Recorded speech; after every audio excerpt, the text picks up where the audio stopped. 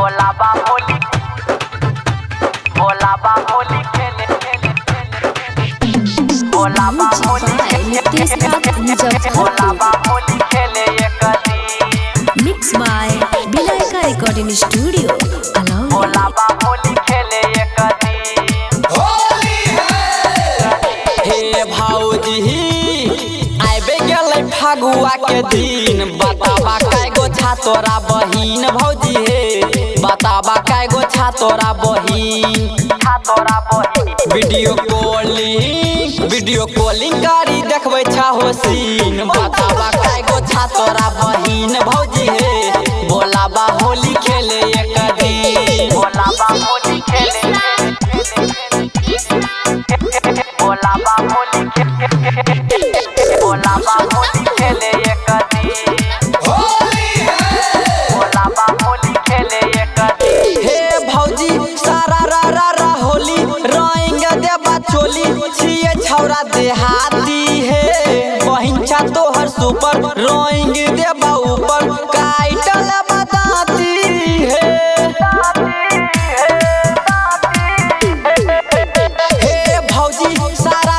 रा होली रंग देबा चोली छिए छौरा देहाती हे बहिन छा तोहर सुपर रंग देबा ऊपर काटल बताती हे तोरा नहीं रहा जाइबा होली एक दिन बताबा कैगो छा तोरा बहिन भौजी हे बताबा कैगो छा तोरा बहिन वीडियो कॉलिंग करी देखबै छा होसीन बताबा कैगो छा तोरा बहिन भौजी हे बोलाबा होली खेले एक दिन म्यूजिक बाय नितेश राज मुजफ्फरपुर बोलाबा होली खेले एक दिन बोलाबा होली खेले एक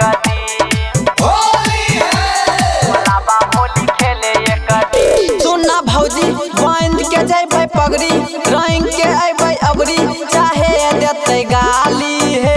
रंग डालबा ललका और पियर का छोट छै एगो साली हे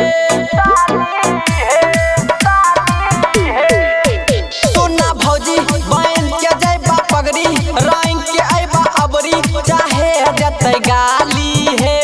रंग डालबा ललका और पियर का छोट छै एगो साली हे मिथुन प्रेमी राइटर सूरज लगैता रंगा भीड़ बोलाबा होली खेले एक दिन भौजी हे बोलाबा होली खेले एक दिन हे भौजी आबि गेलै फगुआ के दिन बताबा कैगो छा तोरा बहिन भौजी हे बोलाबा होली खेले एक दिन बताबा न हे।